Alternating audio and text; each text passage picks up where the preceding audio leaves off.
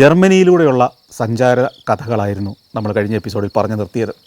എന്നാൽ ഈ എപ്പിസോഡിൽ ഞാൻ മറ്റൊരു രാജ്യത്തൂടെ നടത്തിയ യാത്രയുടെ കഥകൾ ഒന്ന് പറയേണ്ടി വന്നിരിക്കുകയാണ്. അതിൻ്റെ കാരണം നമുക്കറിയാം, ഈ ദിവസങ്ങളിൽ നമ്മുടെ നാട്ടിൽ വാർത്തകളിൽ നിറഞ്ഞു നിൽക്കുന്ന നമ്മുടെ ഒരു അയൽരാജ്യമുണ്ട്, മാലിദ്വീപ്. ഈ മാലിദ്വീപ് ഇന്ത്യയുമായി ഈ അടുത്ത നാളുകളിൽ ബന്ധം അല്പം മോശമായിക്കൊണ്ടിരിക്കുന്ന സ്ഥിതിയിലാണ്. അതിനെ തുടർന്ന് നിരവധി ആളുകൾ മാൽദ്വീപ്സിലേക്കുള്ള യാത്ര ഒഴിവാക്കണമെന്നും ഇന്ത്യക്കാർ മാൽദ്വീപ്സിലേക്ക് പോയില്ലെങ്കിൽ മാലിയുടെ ടൂറിസം തകരുമെന്നും ഒക്കെ സോഷ്യൽ മീഡിയയുടെ പ്രചരിപ്പിക്കുന്നു, മാധ്യമങ്ങളിലൂടെ പ്രചരിപ്പിക്കുന്നു. എന്താണ് ഇതിൻ്റെ വാസ്തവം? ശരിക്കും മാലിദ്വീപുകാർക്ക് ഇന്ത്യയോട് വൈരാഗ്യമുണ്ടോ? ഇന്ത്യയെ ശത്രുവായി കാണുന്നുണ്ടോ? ഇന്ത്യ അവരുടെ സഹായിയാണോ? മാലിദ്വീപിൻ്റെ ടൂറിസം എങ്ങനെയാണ്? മാലിദ്വീപിന് പകരമായിട്ട് നിൽക്കാൻ നമ്മുടെ ലക്ഷദ്വീപിന് കഴിയുമോ? മാലിദ്വീപും ലക്ഷദ്വീപും തമ്മിൽ താരതമ്യപ്പെടുത്തി എങ്ങനെ ഉണ്ടാവും? ഇത്തരം കുറച്ച് കാര്യങ്ങൾ ഈ അവസരത്തിൽ മാത്രമേ എനിക്ക് പറയാൻ കഴിയുള്ളൂ എന്നതുകൊണ്ട് തൽക്കാലം ജർമ്മനിയിലൂടെയുള്ള യാത്ര മാറ്റിവെച്ചിട്ട് നമ്മളിപ്പോൾ മാൽദ്വീപ്സിലൂടെ നടത്തിയൊരു യാത്രയുടെ കഥകളിലേക്ക് ഒന്ന് തിരിച്ചു പോവുകയാണ്. ഈ മാലിദ്വീപ് നമുക്കറിയാം, തിരുവനന്തപുരത്ത് നിന്ന് ഏതാണ്ട് 1 മണിക്കൂർ കടലിന് മുകളിലൂടെ പറന്നാൽ എത്തുന്ന അത്ര അടുത്താണ്. ശ്രീലങ്കയിലേക്ക് പോകുന്നതിനേക്കാൾ കുറച്ചുകൂടി കൂടുതൽ സമയം പോയാൽ മതി. മാൽദ്വീപ്സ് കുറേ ദ്വീപുകളുടെ ഒരു സമൂഹമാണ്, മാലകൾ പോലെയാണ്. ഈ മാല എന്ന് പറഞ്ഞാൽ ചെറിയ ചെറിയ ചെറിയ ദ്വീപുകളുടെ ഒരു മാല പോലെയാണ്. ഇത്തരത്തിലൊരു മാലയ്ക്ക് ഒരു അറ്റോൾ എന്നാണ് പറയുന്നത്. ഇത്തരത്തിലുള്ള നിരവധി അറ്റോളുകൾ ചേർന്ന് ഏതാണ്ട് 1000-ലേറെ ദ്വീപുകളുടെ ഒരു സമാഹാരമാണ് ശരിക്കും പറഞ്ഞാൽ മാൽദ്വീപ്സ്. ഈ മാൽദ്വീപ്സിൻ്റെ ഇന്ത്യയുടെ തെക്ക് ഭാഗത്തുള്ള ആ ദ്വീപ് സമൂഹം കഴിഞ്ഞാൽ കുറച്ചെണ്ണം നമ്മുടെ പടിഞ്ഞാറ് ഭാഗത്തേക്ക്, ഇന്ത്യൻ തീരത്തിൻ്റെ പടിഞ്ഞാറ് ഭാഗത്തേക്ക്, അതായത് കേരളത്തിൻ്റെ പടിഞ്ഞാറ് ഭാഗത്തായിട്ട് കടലിൽ ചെതർ കിടക്കുന്നുണ്ട്. ശരിക്കും അതും മാലിദ്വീപിൻ്റെ ഒരു തുടർച്ച പോലെയാണ് കിടക്കുന്നത്. അതിൽ മാലിദ്വീപിനോട് ഏറ്റവും ചേർന്ന് കിടക്കുന്ന നമ്മുടെ പടിഞ്ഞാറ് ഭാഗത്തുള്ള ദ്വീപാണ് മിനിക്കോയ് ദ്വീപ്. എന്നാൽ മിനിക്കോയ് മുതൽ വടക്കോട്ടുള്ള ദ്വീപുകൾ ലക്ഷദ്വീപ് എന്നാണ് അറിയപ്പെടുന്നത്. ശരിക്കും ഭൂമിശാസ്ത്രപരമായി ഈ മാലദ്വീപും ലക്ഷദ്വീപും എല്ലാം ഒന്ന് തന്നെയാണ്. ഈ രണ്ട് പ്രദേശങ്ങളിലും, ലക്ഷദ്വീപിലാണെങ്കിലും മാലദ്വീപിലാണെങ്കിലും വസിക്കുന്ന മജോറിറ്റി ആളുകൾ മുസ്ലിംസുമാണ്. ഈ മാലിദ്വീപിൽ 1970-കൾ മുതൽ ടൂറിസം അതിഗംഭീരമായി വളർന്നു വന്നു. കാരണം ആ രാജ്യത്തിന് മറ്റു വരുമാന സ്രോതസ്സുകൾ അധികമില്ല. ട്യൂണ മത്സ്യം പിടിച്ച് ജീവിക്കുന്ന ഒരു ജനസമൂഹമായിരുന്നു നൂറ്റാണ്ടുകളായിട്ട് അവിടെയുള്ളത്. അതുമാത്രമായിരുന്നു അവരുടെ വരുമാന മാർഗം. പിന്നെ കുറേ തെങ്ങുകൾ. എന്നാൽ 1970-കളായപ്പോഴത്തേക്കും ഈ മാലിദ്വീപ് അവരുടെ നിലനിൽപ്പിന് വേണ്ടി പുതിയൊരു സാധ്യത, പുതിയൊരു വ്യവസായ സാധ്യത കണ്ടെത്തി. അതായിരുന്നു ടൂറിസം. 1970-ൽ ആരംഭിച്ച ടൂറിസം. 1100-കളിൽ വരെ ബുദ്ധിസം വളരെ പ്രബലമായിരുന്നൊരു സ്ഥലമായിരുന്നു മാൽദ്വീപ്സ്.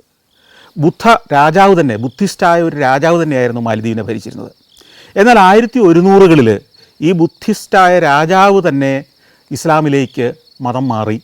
അതോടെ ആ രാജ്യത്തെ ജനങ്ങളും ക്രമേണ ഇസ്ലാം മതം സ്വീകരിച്ചു. അങ്ങനെയാണ് അവിടെ ഇസ്ലാം ആ നാട്ടിൽ വേര് പിടിക്കുന്നത്. ആ നാടിൻ്റെ ഒരു ഔദ്യോഗിക മതമായി ഇസ്ലാം മാറുന്നത്. ഏതാണ്ട് അതേ കാലത്തോ അതിനു മുമ്പൊക്കെ തന്നെ ലക്ഷദ്വീപിൽ അവിടുത്തെ ജനങ്ങൾ മുസ്ലിംസ് ആയി മാറിയിരുന്നു. കാരണം നമുക്കറിയാം, കേരളത്തിലേക്ക് ഇസ്ലാം കടന്നു വന്ന കാലത്ത് തന്നെ ഈ ലക്ഷദ്വീപിലും ഇസ്ലാം കടന്നു വന്നിട്ടുണ്ട്. ആ സംസ്കാരം അവിടെ വളർന്നു വന്നിട്ടുണ്ട്. പിന്നീടത് ബ്രിട്ടീഷുകാരുടെ ഒരു മിലിറ്ററി പ്രദേശമായി മാറി, ഒരു പ്രൊട്ടക്ടറേറ്റായി മാറി. 1965-ലാണ് ഈ മാൽദ്വീപ്സിന് സ്വാതന്ത്ര്യം ലഭിക്കുന്നത്. 1965-ൽ സ്വാതന്ത്ര്യം ലഭിച്ചതിന് ശേഷം അവരുടെ വരുമാന സാധ്യതകൾ, ജനത്തിന് ജീവിക്കാനുള്ള വഴി എന്ന അന്വേഷണത്തിലാണ് ടൂറിസത്തിലേക്ക് അവർ കടക്കുന്നത്. നമ്മളിവിടെ ചൂര എന്ന് വിളിക്കുന്ന ട്യൂണ ആണ് ആ രാജ്യത്ത് നിന്ന് ഏറ്റവും അധികം എക്സ്പോർട്ട് ചെയ്യപ്പെടുന്ന ഉൽപ്പന്നം. ഇപ്പോഴും ട്യൂണയുടെ മത്സ്യബന്ധനം വളരെ പ്രബലമാണ് അവിടെ. ധാരാളം ബോട്ടുകൾ എല്ലാ ദിവസവും ട്യൂണയുടെ മത്സ്യബന്ധനത്തിനായി കടലിലേക്ക് പോകുന്നു.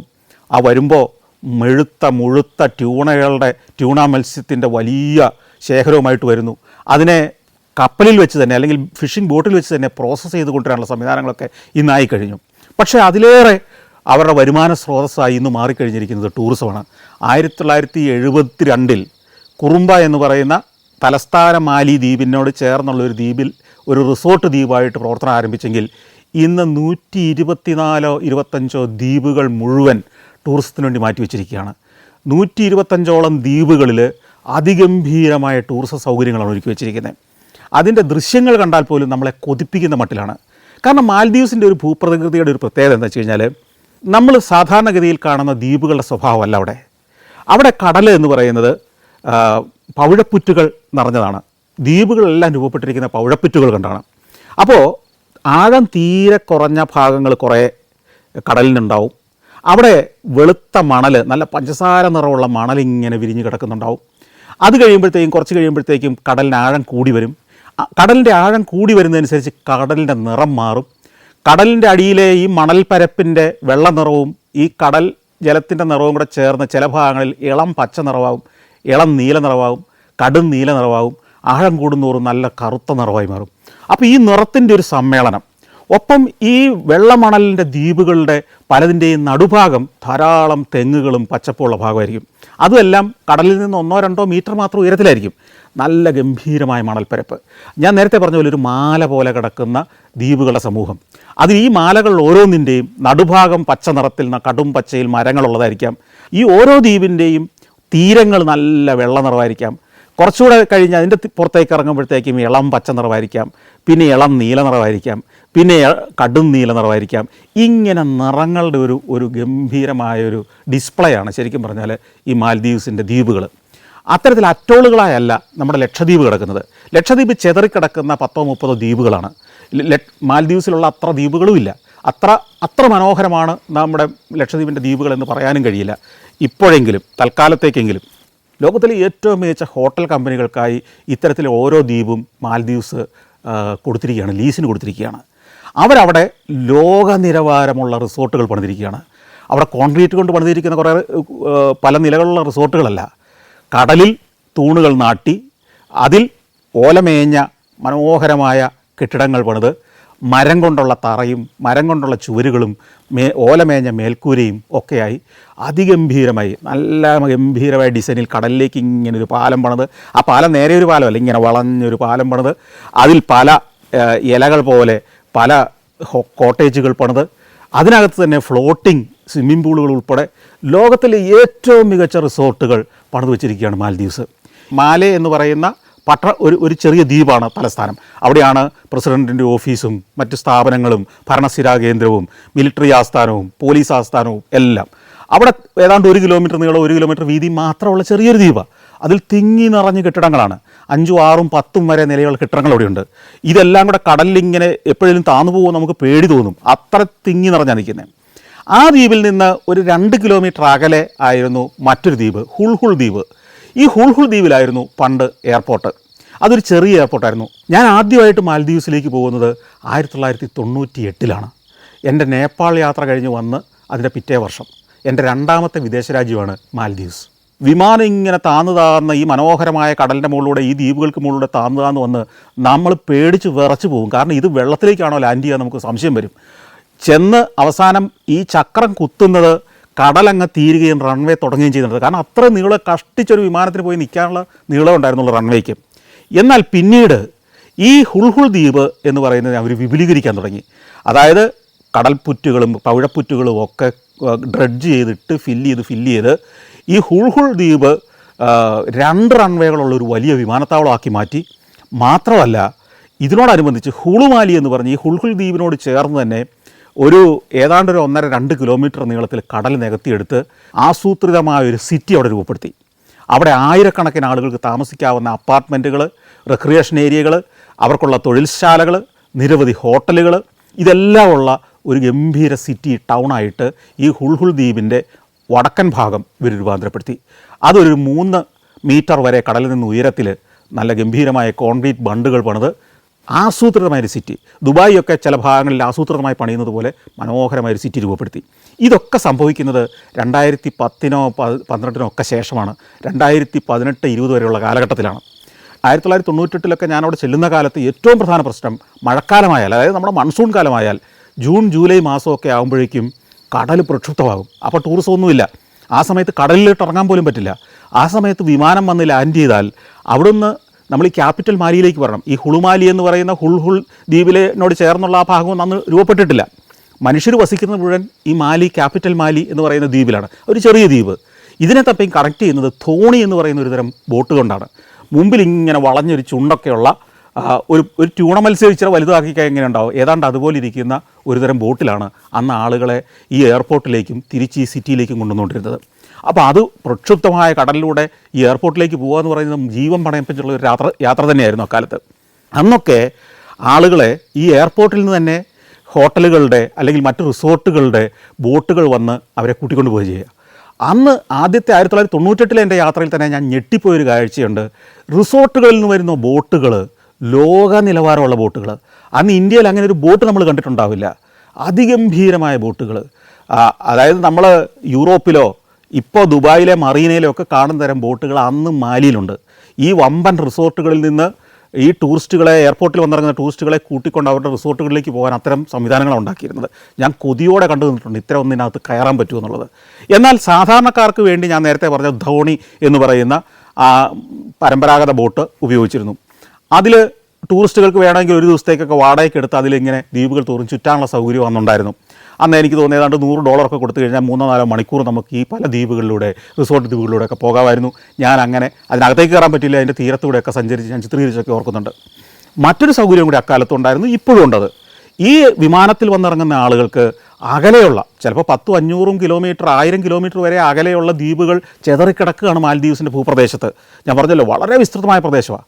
ദിവസങ്ങൾ നീണ്ട ബോട്ട് യാത്രയ്ക്കൊടുവിലാണ് പലചരക്ക് വസ്തുക്കളും ആളുകളെയും ഒക്കെ ഈ ദ്വീപുകളിലേക്ക് തലസ്ഥാന ദ്വീപിൽ നിന്ന് കൊണ്ടുപോയിക്കൊണ്ടിരുന്നത്.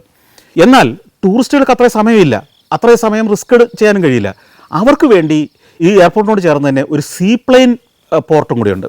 അതായത് ഈ വിമാനത്തെ വന്നിറങ്ങുന്ന ആളുകൾക്ക് ഈ എയർപോർട്ടിന് തന്നെ മറ്റൊരു ഭാഗത്തേക്ക് ചെന്നാൽ വേറൊരു ടെർമിനലുണ്ട്, സീപ്ലെയിനുകളുടെ ടെർമിനൽ. അവിടെ ചെന്ന് കടലിൽ നിൽക്കുന്ന ഈ വിമാനങ്ങളിലേക്ക് നമുക്ക് ചെന്ന് കയറാം. അതിൽ 8-10 പേർക്കൊക്കെ ഇരിക്കാവുന്ന ചെറിയ ചെറിയ വിമാനങ്ങൾ, കുറേ വിമാനങ്ങളുണ്ട് അത്തരത്തിൽ. ആ വിമാനം കടലിലെ വെള്ളത്തിൽ കൂടി ഇങ്ങനെ പാഞ്ഞ് ബോട്ട് പോലെ ഓടിയിട്ട് ആകാശത്തേക്ക് ടേക്ക് ഓഫ് ചെയ്യും. എന്നിട്ട് പോയി അടുത്ത ദ്വീപിൻ്റെ തീരത്തുള്ള കടലിൽ പോയി ലാൻഡ് ചെയ്യും. അല്ലെങ്കിൽ ഇറങ്ങേണ്ട ദ്വീപ്, റിസോർട്ട് ദ്വീപിൻ്റെ തീരത്ത് പോയി ലാൻഡ് ചെയ്യും. അവിടെ വെള്ളത്തിലാണ് ഇത് പോയി ഇറങ്ങുക. അവിടെ ആഴം കുറഞ്ഞ വെള്ളം, ഞാൻ നേരത്തെ പറഞ്ഞ പോലെ തന്നെ നല്ല പളുങ്ക് ജലമായി കിടക്കുന്ന ആ തീരത്ത് പോയി ലാൻഡ് ചെയ്യും. ആളുകൾ അവിടെ നിന്ന് ഇറങ്ങും, അവരെ കൊണ്ടുപോകാൻ ചെറിയ ബോട്ട് അടുത്ത് വരും, ആ ബോട്ടിലേക്ക് പോയി റിസോർട്ടിലേക്ക് കയറും. അതിഗംഭീരമായ ഒരു അനുഭവമാണ് മാൽദ്വീപ്സ് എന്ന് പറയുന്നത്. അന്ന് ഞാൻ അവിടെ ചെന്ന് ഇറങ്ങുമ്പോൾ അന്നും ഇന്നും ഒക്കെ ഇന്ത്യക്കാർക്ക് പ്രത്യേകിച്ച് വിസ ആവശ്യമില്ല. ഇന്ത്യൻ പാസ്പോർട്ട് അവിടെ കൊടുത്താൽ മതി.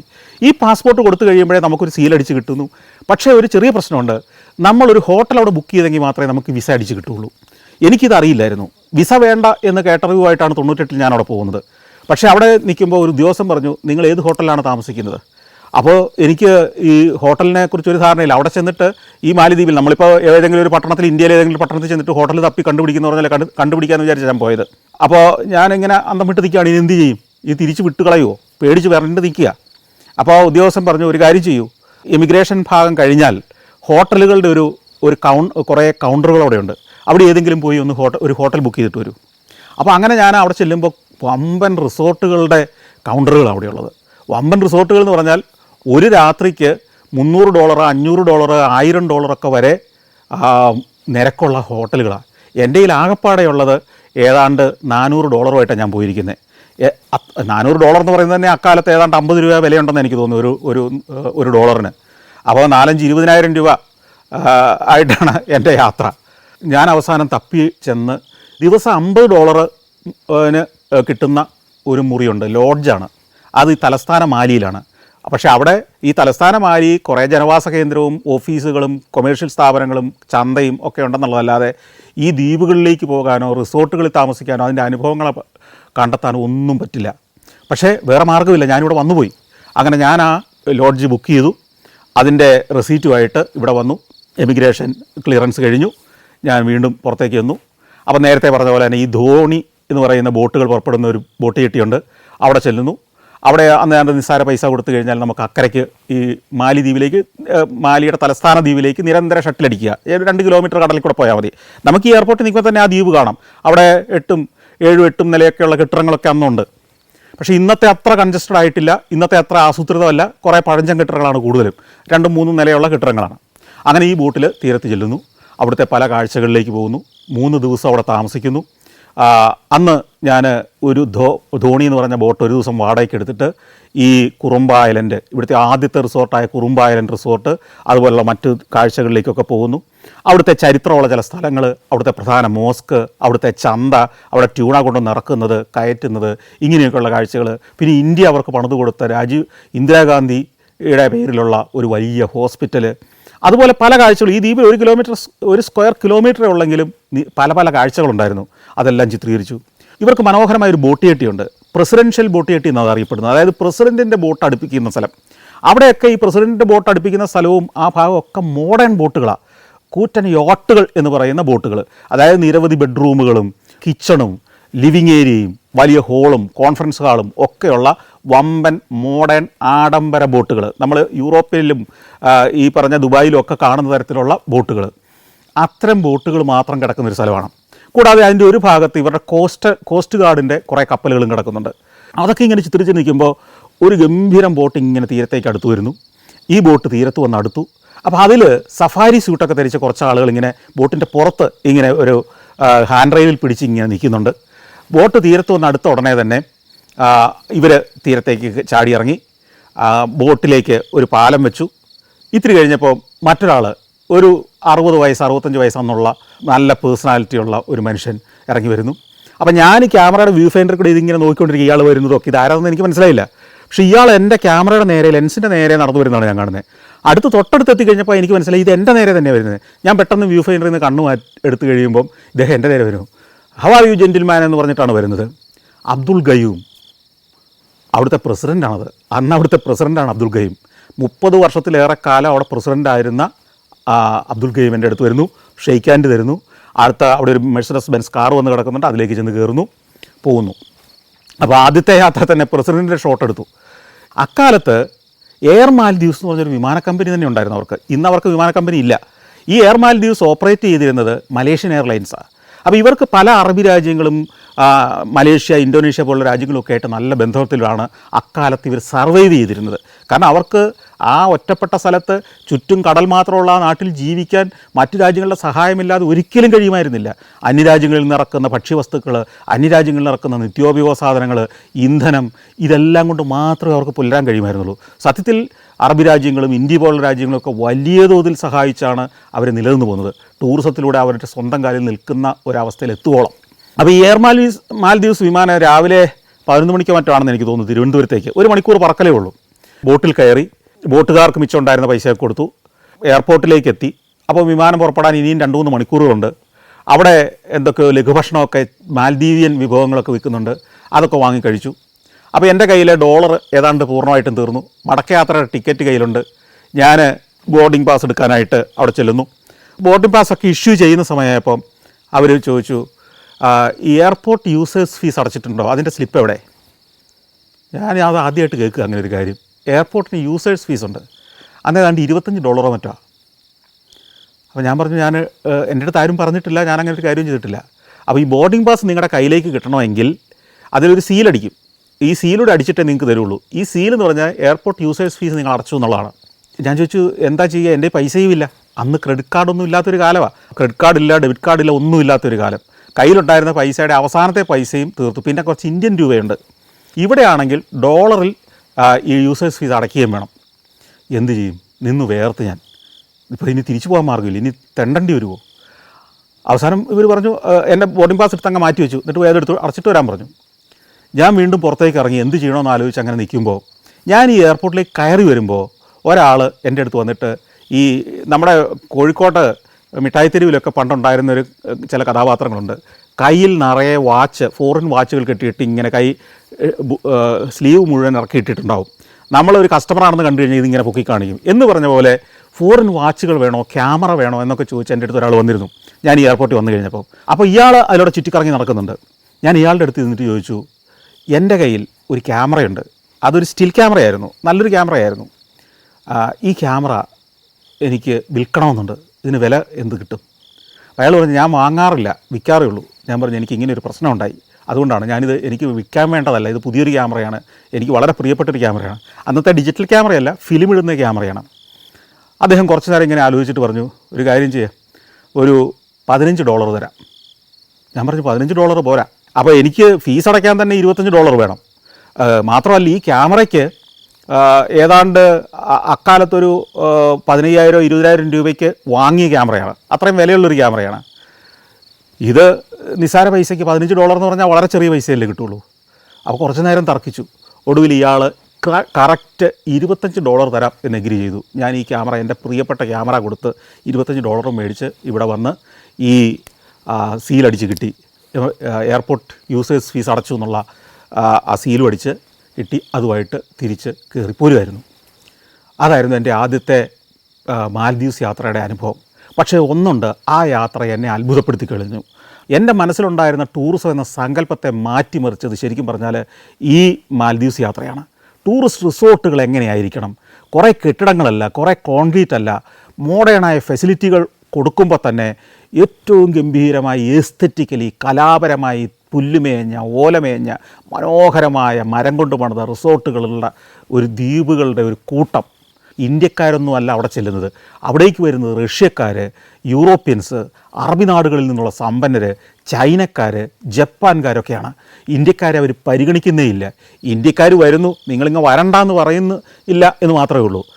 വല്ലപ്പോഴും കുറേ ഇന്ത്യക്കാർ ചെല്ലുന്നു. പക്ഷേ അവരുടെ വലിയൊരു ശതമാനം ട്രാവലേഴ്സ്, ടൂറിസ്റ്റുകൾ എന്ന് പറയുന്നത് റഷ്യയിൽ നിന്ന്, കിഴക്കനേഷ്യയിലെ പല രാജ്യങ്ങളിൽ നിന്ന്, യൂറോപ്പിൽ നിന്ന്, അറബി നാടുകളിലെ സമ്പന്നർ ഒക്കെ വരുന്നൊരു സ്ഥലമാണ്.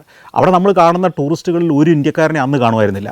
പിന്നീട് 2010 ഞാൻ വീണ്ടും ഒരിക്കൽ കൂടി പോയി മാൽദീവ്സിൽ. അപ്പോഴത്തേക്ക് ഏതാണ്ട് 12 വർഷം പിന്നിട്ടിരിക്കുന്നു. മാറിയ മാൽദീവ്സിൻ്റെ പല കഥകളും വാർത്തകളും ഞാൻ വായിച്ചു. അബ്ദുൽ കയ്യൂം അധികാരത്തിൽ നിന്ന് പുറത്തായി. ഇന്ത്യക്കാർ ധാരാളം ആളുകൾ അവിടെ ജോലിക്ക് വേണ്ടി പോയി തുടങ്ങിയ കാലം. എൻ്റെ സ്ഥാപനത്തിൽ പ്രവർത്തിച്ചിരുന്ന 2 പേര് അക്കാലത്ത് മാൽദീവ്സിൽ അധ്യാപകരായിട്ട് ജോലി തേടിപ്പോയി. വലിയ ശമ്പളം കിട്ടുന്ന സാധ്യതകളായിരുന്നു തന്നത്. അപ്പോൾ അവരും അവിടെ ചെന്ന് കഴിഞ്ഞപ്പോൾ അവിടുത്തെ പല വിശേഷങ്ങളും എന്നെ വിളിച്ച് പറയാൻ തുടങ്ങി. ഒരു ദിവസം വരണം എന്നെ ക്ഷണിച്ചു. അങ്ങനെയാണ് ഞാൻ വീണ്ടും ഒരിക്കൽ കൂടി മാൽദീവ്സിലേക്ക് പോകുന്നത്. ഈ 12 വർഷത്തിന് ശേഷം അവിടെ ചെല്ലുമ്പോൾ അന്നത്തെ മാൽദീവ്സ് ആകെ മാറിയിരിക്കുന്നു. എയർപോർട്ടിരിക്കുന്ന ദ്വീപിൻ്റെ നീളം അല്പം കൂടെ കൂടിയിരിക്കുന്നു. കൂടാതെ ഞാൻ ആദ്യം പറഞ്ഞ ഹുൾഹുൾ ദ്വീപ് എന്ന് പറയുന്ന ഈ ഹുളുമാലി ദ്വീപിൻ്റെ വടക്കൻ ഭാഗത്തേക്ക് കുറേശ്ശെ മണ്ണിട്ട് നികത്തി തുടങ്ങിയിരിക്കുന്ന കാലം, അവിടെ ഒരു ദ്വീപ് വികസിപ്പിക്കുന്നൊരു കാലം. അവിടെ ചെന്നിറങ്ങുമ്പം എൻ്റെ സഹപ്രവർത്തകരായിരുന്നവരൊക്കെ കഥകൾ പറഞ്ഞു, ഇവർ വലിയ വികസനം വരാൻ പോവുകയാണ്, ഇവിടെ ഈ ദ്വീപ് വികസിപ്പിച്ച് ആയിരക്കണക്കിന് ദ്വീപുകളിലായി ചെതറിക്കിടക്കുന്ന മാലിയുടെ നിവാസികൾ, പൗരന്മാരെ ഇന്ന് ഈ ട്രാൻസ്പോർട്ടേഷനും സാധനങ്ങൾ എത്തിച്ചു കൊടുക്കലും പിന്നെ ഈ മഴക്കാലത്തെ കമ്മ്യൂണിക്കേഷനും വിദ്യാഭ്യാസവും എല്ലാം വലിയ പ്രശ്നമാണ്. അതുകൊണ്ട് അവരെ മുഴുവൻ കഴിവതും ഈ തലസ്ഥാന ദ്വീപിന് അടുത്തുള്ള ഈ ഹുളുമാലി എന്ന് പറയുന്ന പുതുതായി പണിയാൻ പോകുന്ന ദ്വീപിലെ അപ്പാർട്ട്മെൻറ്റ് സമുച്ചയങ്ങളിലേക്ക്, ജനവാസ ഇടങ്ങളിലേക്ക് മാറ്റി താമസിപ്പിക്കാൻ പോവുകയാണ്. അതിലൂടെ വലിയ ലാഭം ഉണ്ടാകുന്നു മാത്രമല്ല, അവർ ഒഴിഞ്ഞു പോരുന്ന ദ്വീപുകളൊക്കെ റിസോർട്ടുകൾക്കായിട്ട് കൊടുക്കാൻ പോവുകയാണ്. അതോടെ അവിടമെല്ലാം ടൂറിസത്തിൻ്റെ കേന്ദ്രങ്ങളായി മാറും. അപ്പോൾ വലിയൊരു പ്രോജക്റ്റാണ്. ഇതിന് ഫണ്ട് ചെയ്യുന്നത് മുഴുവൻ ചൈനയാണ് എന്നെൻ്റെ അടുത്ത് പറഞ്ഞിരുന്നു. ഞാൻ ഈ കാഴ്ചകളിലൂടെ എല്ലാം പോകുന്നു. കൂടുതൽ റിസോർട്ടുകൾ വന്നിരിക്കുന്നു. ഞാനൊരു ബോട്ടിൽ ഈ ദ്വീപുകളിലൂടെ എല്ലാം സഞ്ചരിക്കുന്നു. ഈ ഹുളുമാലി ദ്വീപിലെ പണി നടക്കുന്നത് ഞാൻ പോയി കാണുന്നു. അവിടെ മണ്ണിട്ട് നികത്തി. അപ്പോൾ അവിടത്തേക്കും പുതിയ കെട്ടിടങ്ങളും അപ്പാർട്ട്മെൻറ്റുകളും ഒക്കെ പണിതു തുടങ്ങിയിരിക്കുന്നു. ഹോട്ടലുകൾ ചെറുതായിട്ട് വന്നു തുടങ്ങിയിരിക്കുന്നു. പക്ഷേ പൂർണ്ണ തോതിലായിട്ടില്ല. അതെല്ലാം എന്നെ അത്ഭുതപ്പെടുന്നു. കാരണം ഇവർക്ക് എങ്ങനെയാണ് ഇത്രയും സാധ്യമാകുന്നത്? ഈ 12 വർഷം കൊണ്ട്, അല്ലെങ്കിൽ കഴിഞ്ഞ 2-3 വർഷം കൊണ്ടാണ് ഈ വലിയ മാറ്റം ഉണ്ടായിരിക്കുന്നത്. ചൈനയുടെ പിന്തുണയാണ്, ചൈനയുടെ സാമ്പത്തിക സഹായമാണ്. മാത്രമല്ല, ഈ അധ്യാപക സുഹൃത്തുക്കൾ പറഞ്ഞു ഇതിലും വലിയൊരു മാറ്റം വരാൻ പോവുക. ഈ 2 കിലോമീറ്റർ അകലെയാണ് ഈ എയർപോർട്ട് കിടക്കുന്നത് മാലി ദ്വീപിൽ നിന്ന്, മാലിയുടെ പ്രധാന തലസ്ഥാന ദ്വീപിൽ നിന്ന്. ഈ തലസ്ഥാന ദ്വീപിനെയും ഈ എയർപോർട്ട് ദ്വീപിനെയും ബന്ധിപ്പിച്ചുകൊണ്ട് കൂറ്റനൊരു പാലം വരാൻ പോവുകയാണ്. അതും ചൈനയാണ് പണിത് കൊടുക്കാൻ പോകുന്നത്. അതോടെ ഈ ഗതാഗത പ്രശ്നങ്ങളെല്ലാം തീരും. അതായത് ഈ 3 ദ്വീപുകൾ ചേർന്ന് ഒറ്റ ദ്വീപാകാൻ പോവുകയാണ്. ഹുളുമാലി എന്ന് പറയുന്ന ദ്വീപ്, ഹുൾഹുൾ എന്ന് പറഞ്ഞ എയർപോർട്ട് ദ്വീപ്, ഈ മാലി എന്ന് പറഞ്ഞ തലസ്ഥാന ദ്വീപ്, ഇതിനെ 3നെയും കണക്ട് ചെയ്തുകൊണ്ട് ഒറ്റ സ്ഥലമായി മാറുന്നു. അതോടെ ഇന്നത്തെ എല്ലാ അസൗകര്യങ്ങളും മാറുന്നു. ഈ പല ആയിരക്കണക്കിന് ദ്വീപുകളിൽ ചിതറിക്കിടക്കുന്ന മനുഷ്യരെ എല്ലാം ഒന്നിച്ചൊരു സ്ഥലത്തേക്ക് കൊണ്ടുവരുന്നു.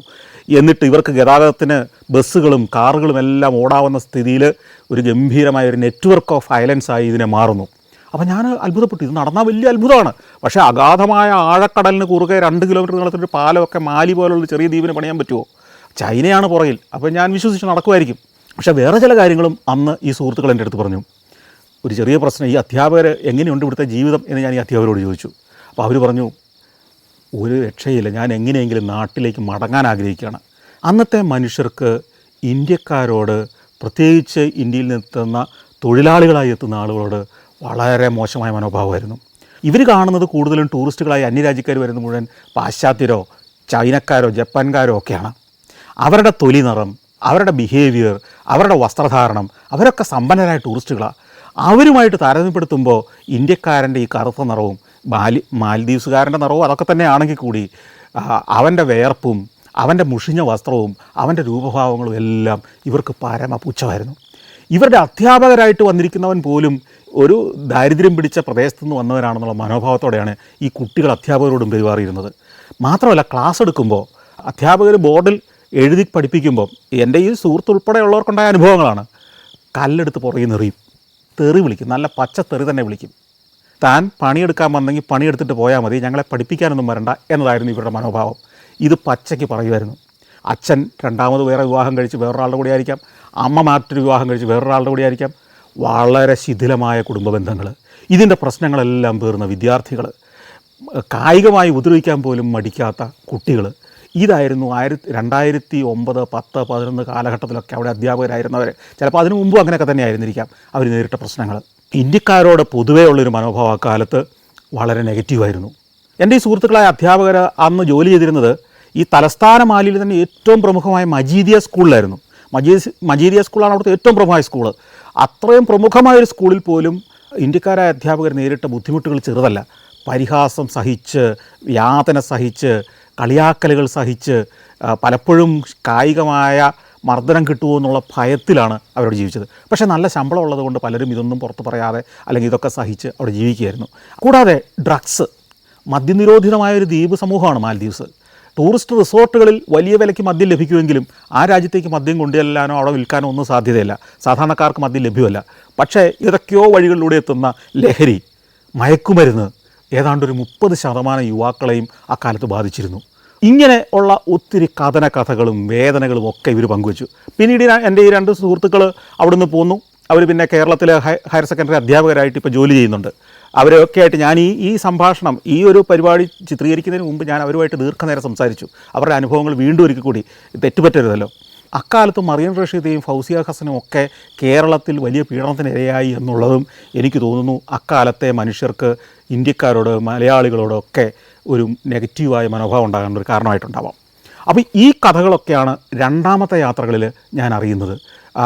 വലിയൊരു കുതിപ്പിന് മാൽദീവ്സ് ഒരുങ്ങുന്നു, വലിയ വികസന പ്രവർത്തനങ്ങൾ വരുന്നു, കൂടുതൽ ചൈനയോടടുക്കുന്നു, എന്നാൽ ഇന്ത്യക്കാരനോട് പരമപുച്ഛവും പരിഹാസവുമായിട്ട് ജീവിക്കുന്ന ഒരു ജനസമൂഹം എന്നുള്ള ചിന്തയാണ് അന്ന് അവിടെ താമസിച്ച പലരും പങ്കുവച്ചത്. ആ യാത്രയിൽ പക്ഷേ ഞാൻ ഇവരുടെ മാറുന്ന അത്ഭുതങ്ങൾ പലതും കണ്ടു. ടൂറിസത്തിൽ പുതിയ പുതിയ ആശയങ്ങൾ ഞാൻ കണ്ടു. സബ്മറൈൻ ടൂറുകൾ പോലുള്ള നിരവധി ടൂറുകൾ, പാരാസെയിലിങ്, നിരവധിയായ ടൂറിസം ആക്ടിവിറ്റികൾ, കടലിനടിയിലേക്ക് മുങ്ങിപ്പോയി നമുക്ക് സ്കൂബ ഡൈവ് ചെയ്ത് പവിഴപ്പുറ്റുകളെ കാണാനും അതിനുള്ളിലെ വർണ്ണമത്സ്യങ്ങളെ കാണാനുള്ള അവസരങ്ങൾ, സ്നോർക്കലിംഗ് പോലുള്ള വിനോദങ്ങൾ, ഇതെല്ലാം ഞാൻ ആദ്യമായിട്ട് കാണുന്നതും അനുഭവിക്കുന്നതും ഈ മാൽദീവ്സിലാണ്. അന്ന് അതെല്ലാം ഇൻട്രൊഡ്യൂസ് ചെയ്ത അതിഗംഭീരമായൊരു ടൂറിസം ഡെസ്റ്റിനേഷനായിരുന്നു മാൽദീവ്സ്. ഒരു സബ്മറൈനിൽ കയറി നമുക്ക് കടലിനടിയിലേക്ക് പോകാം. അടിയിൽ ചെന്ന് പവിഴപ്പുറ്റുകൾക്കിടയിലൂടെ, വർണ്ണമത്സ്യങ്ങൾക്കിടയിലൂടെ നമുക്ക് ഈ സബ്മറൈനിൽ യാത്ര ചെയ്യാം. അതൊക്കെ ഗംഭീര അനുഭവങ്ങളായിരുന്നു. ഈ അനുഭവങ്ങളെല്ലാം കഴിഞ്ഞാണ് ഞാൻ എൻ്റെ രണ്ടാമത്തെ യാത്ര കഴിഞ്ഞ് മടങ്ങുന്നത്.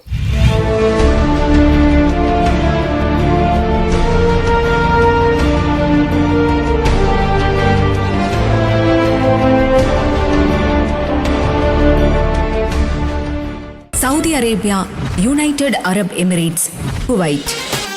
സഞ്ചാരം വോള്യം നമ്പർ 20. ഫുൾ HD-യിലുള്ള അപൂർവ ദൃശ്യയാത്രാ വിവരണ ശേഖരം ഉടൻ സ്വന്തമാക്കാൻ സഞ്ചാരം എന്ന് SMS ചെയ്യൂ. ഫോൺ 9995 444 222.